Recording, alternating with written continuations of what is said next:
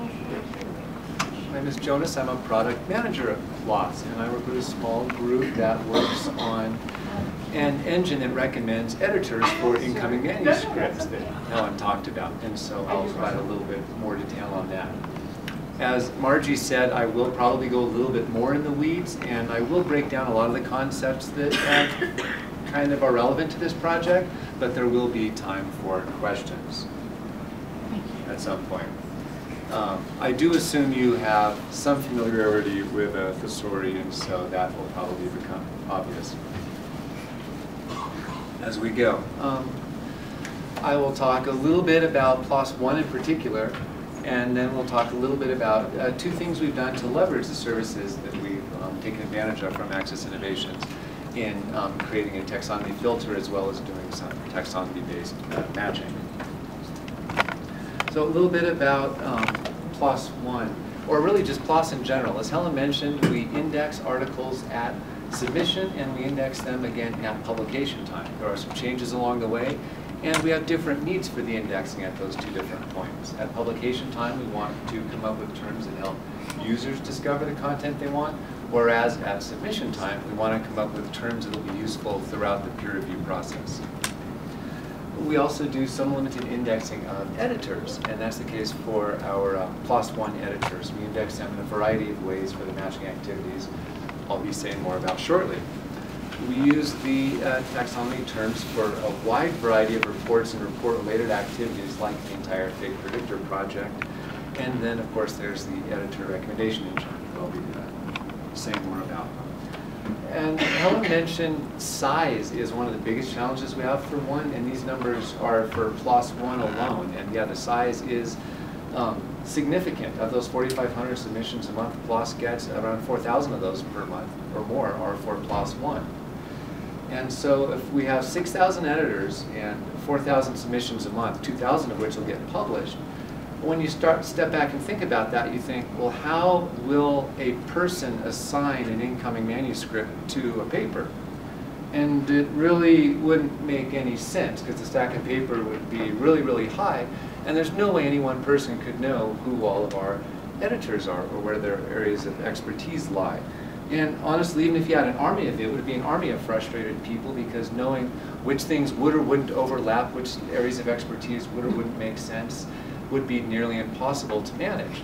It also would be hard to kind of figure out what's going on or to learn about the flow of what's coming through because it's all been done manually.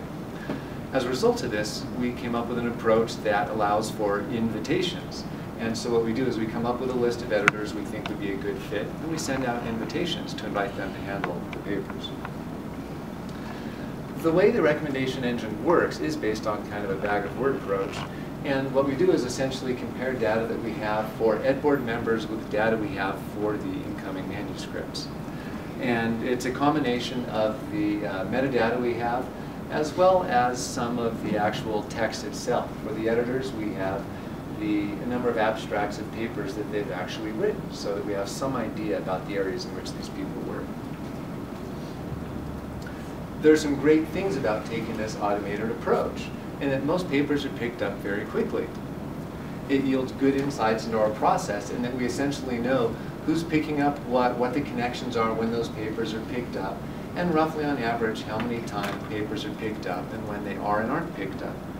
It also works at one scale, which means that if we were to get double the invitations tomorrow, that will definitely put a strain on our EdBoard, but our system for at least sending out and creating those initial invitations would be able to handle a large amount of volume. The one thing that the system doesn't do as well, or I should say, the one place where it sometimes doesn't do what we most want it to do, is it has trouble understanding the subject areas, or the areas of expertise of where our editors work.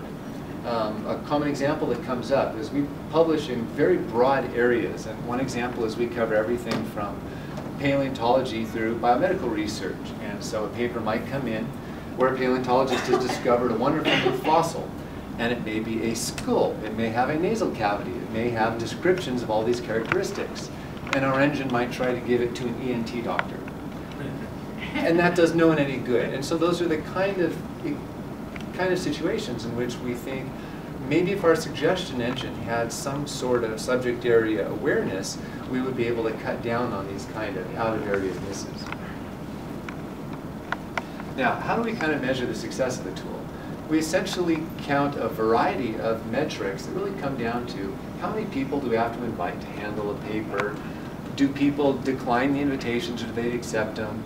What's the total amount of time that passes, and what kind of money does it take when we have to kind of fill in the blanks and apply more manual approaches to assigning those manuscripts? And so the very first thing we wanted to try was, let's just start out with our existing recommendation engine and just ensure that there's some kind of subject area overlap between the incoming manuscript and the editors that we want to invite. So we thought, let's try to make a filter. So what would go into a kind of a filter? We thought, in addition to the obvious, some kind of subject area overlap, we wanted to leverage the code so we could take advantage of different levels of a hierarchy. I'll explain this in just a moment. We also wanted to take a flexible approach, knowing that we have no reason to believe that our guess as to what an effective filter would be would work. And so we built in a lot of parameters that would give us the flexibility to really test and experiment and hone the tool to do what we needed to do. We also wanted to make sure this was something we could test. So about these codes, we use as a peer review workflow management tool, Area Systems Editorial Manager. And for our thesaurus to work within Editorial Manager, we have a set of codes for each thesaurus term.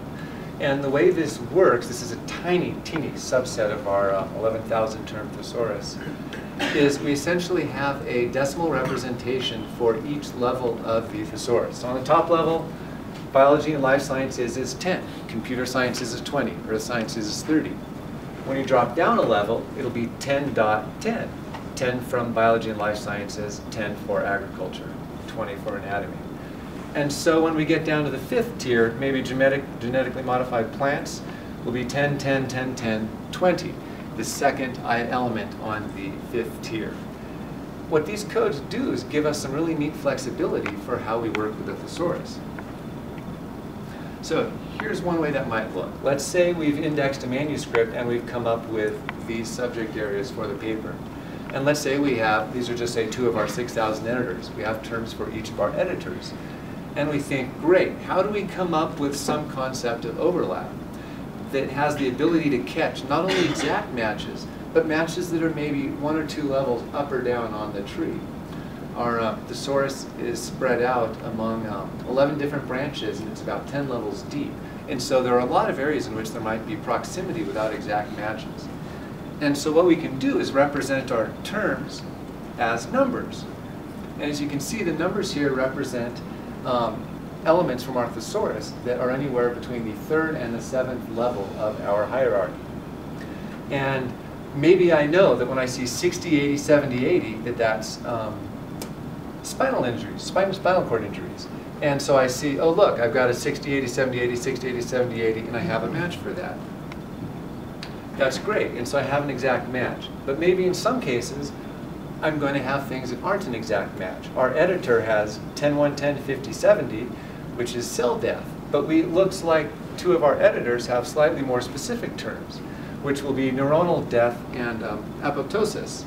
And so what that lets us do is make a link between a more general term with more specific terms.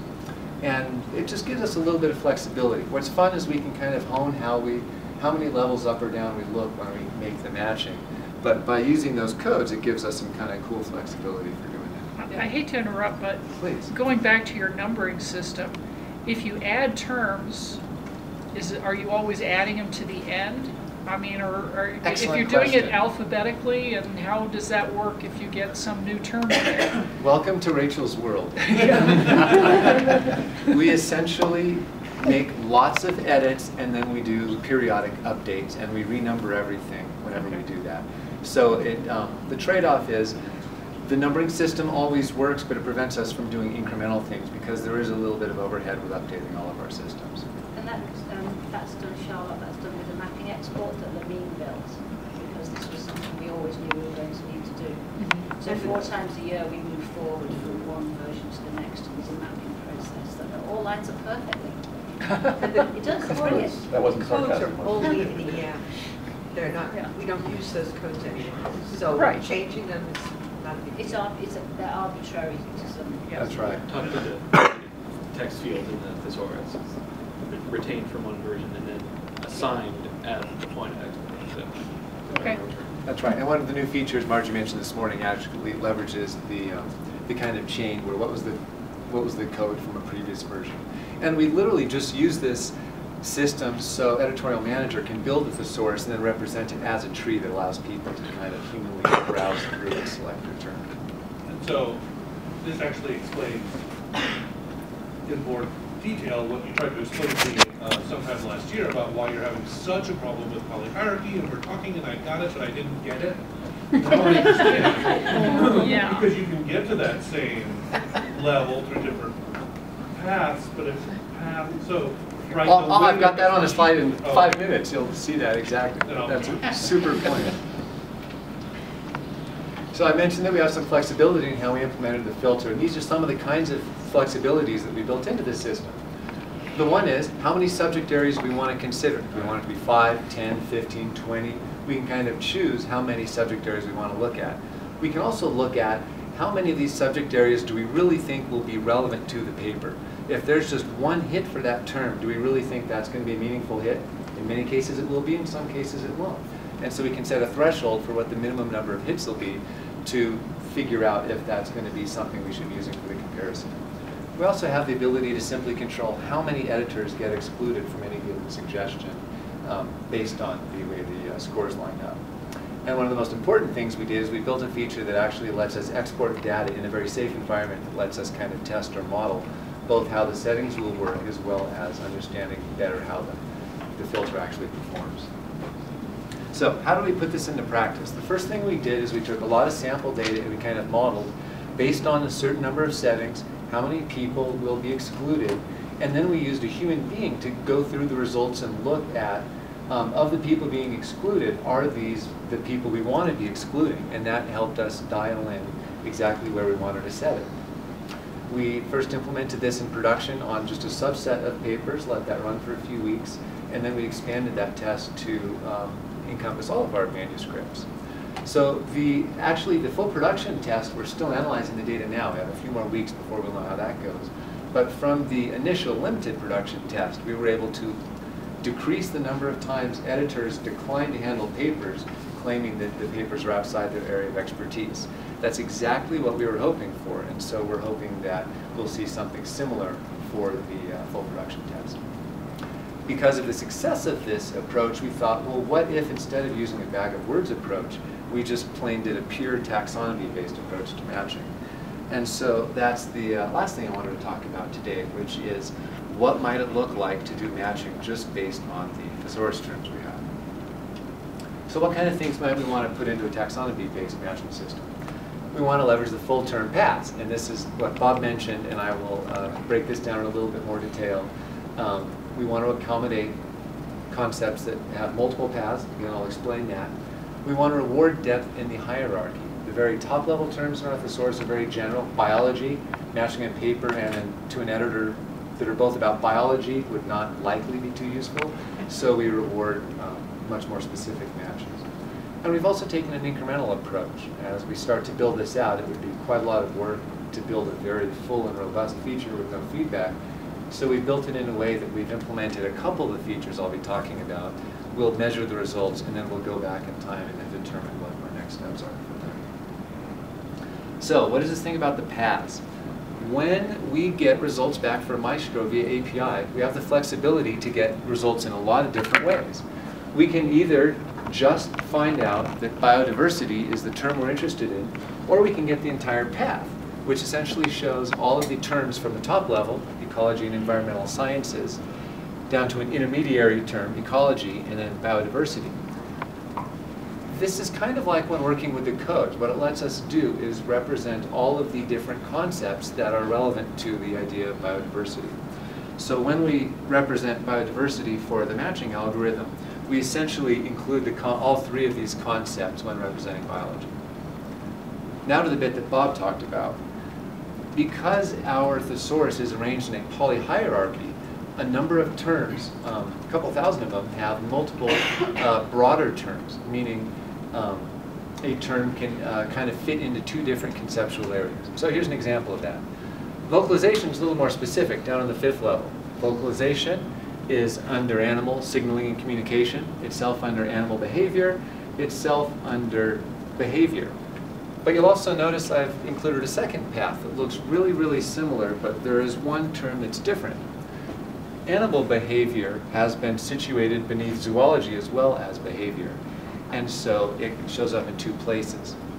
Now back to our taxonomy matching approach. If we want to include all of these things as somewhat relevant to the concept of vocalization, we want to include all of the terms in all of those paths. And so what we would do is then use essentially all of these subject areas as somewhat relevant to vocalization. Now, of course, we can't use these all equally, and that's where some of the scoring mechanisms come in place. The basic process is we get the subject areas from MAI for both the editors and the papers.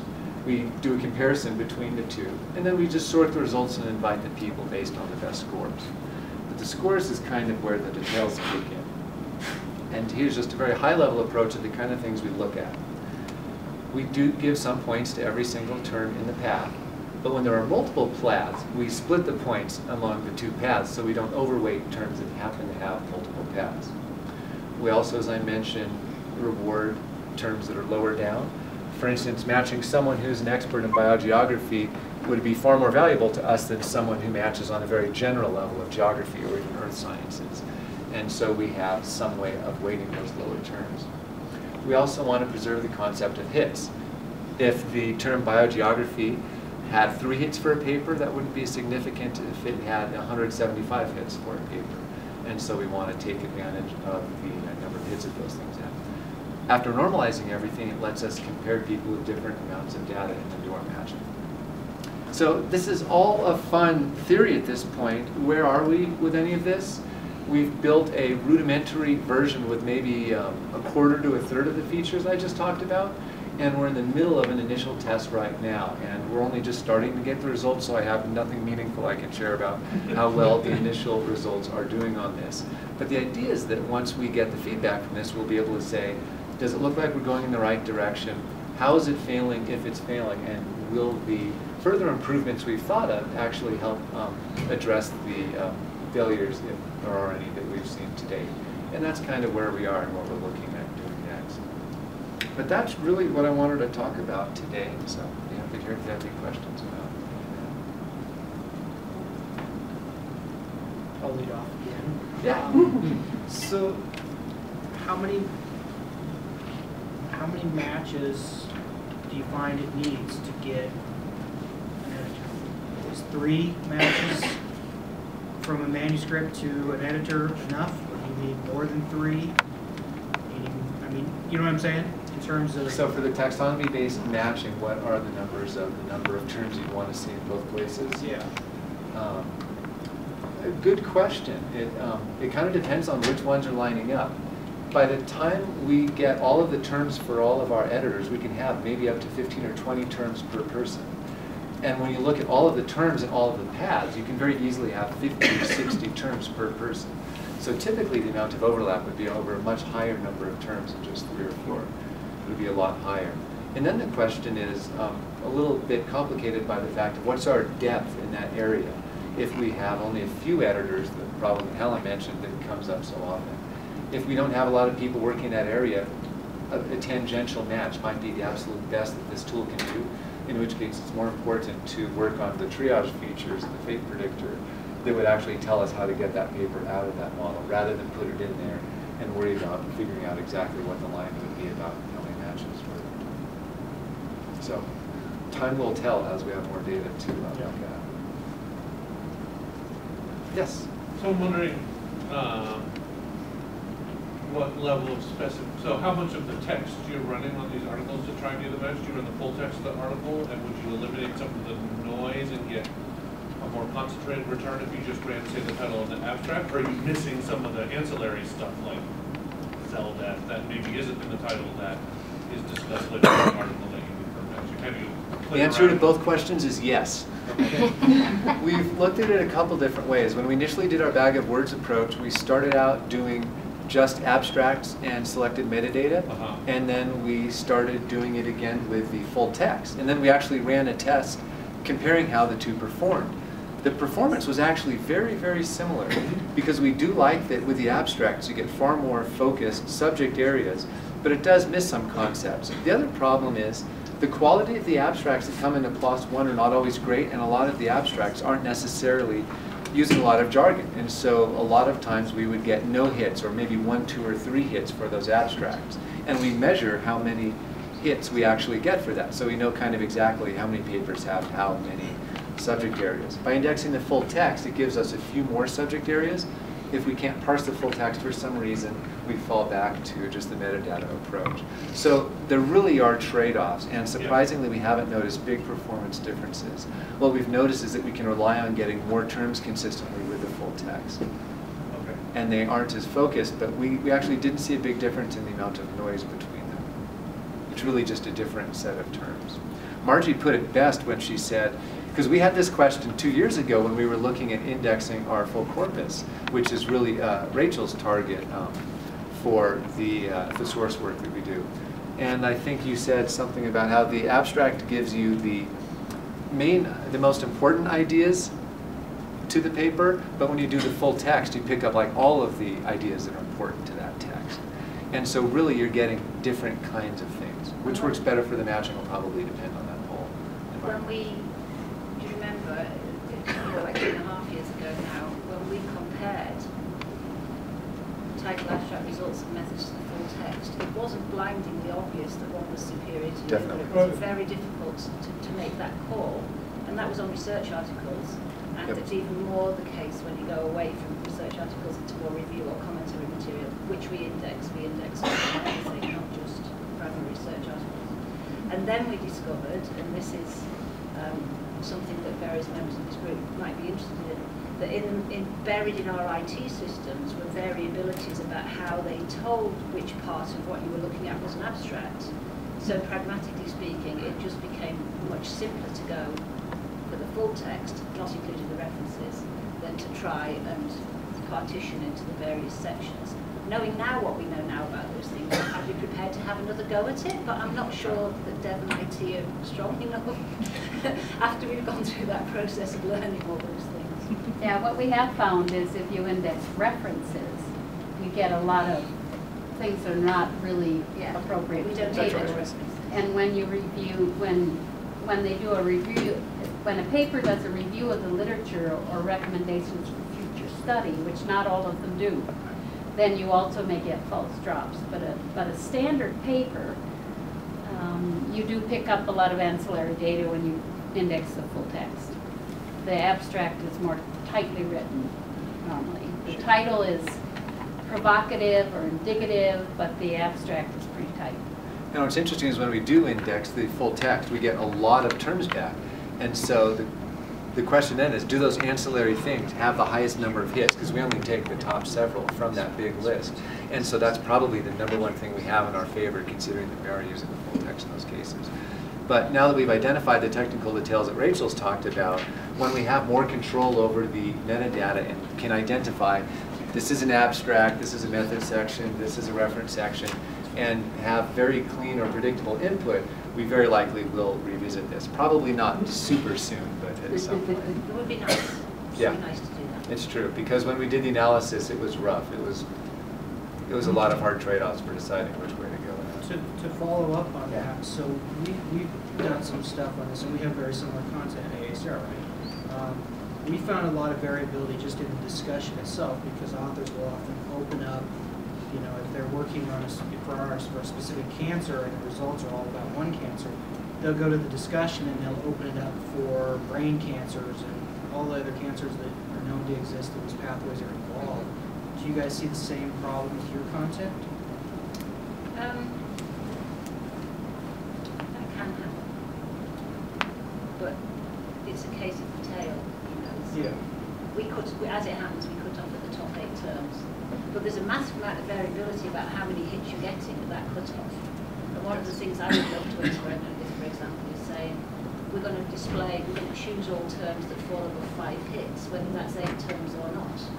You know, for some articles that might be 12 terms, other articles that might be 4 terms, but we would get a level of authority that would come with that kind of index. I think our original target was title, abstract, results and methods, and I would like to experiment with that again now that we know how to get that cleanly.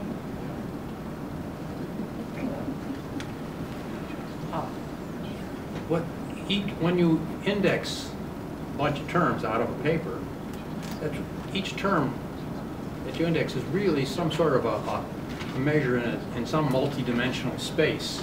Yes. And what you're trying to do, it looks like, is measure the distance between the paper and the editor. And you want to minimize that, you know, pick out the editor who's closest somehow. Yes. And how you measure the closeness is sort of dependent on how many dimensions you've gone down the tree. That's exactly the way we talk about it. We keep joking about our perfect solution would be, oh, just do matching based on an n-dimensional graph. And it turns out that's not a super straightforward thing, or at least we haven't figured out a straightforward approach to it. It's a good problem, but that's exactly how we look at it. Because we know there's a graph with n dimensions, and we're just looking for proximity. It's very simple to conceptualize. And yeah, so what you want to do somehow is optimize this distance function to cause the optimal selections some way. And so it's sort of a optimization problem in this high dimensional space that where you have a clear idea of how the distance function decays as a function of number of dimensions. Because as you go down in the tree, if you're 11 levels down and you're off by one on the deepest level, then you're pretty close. Yes, that's right.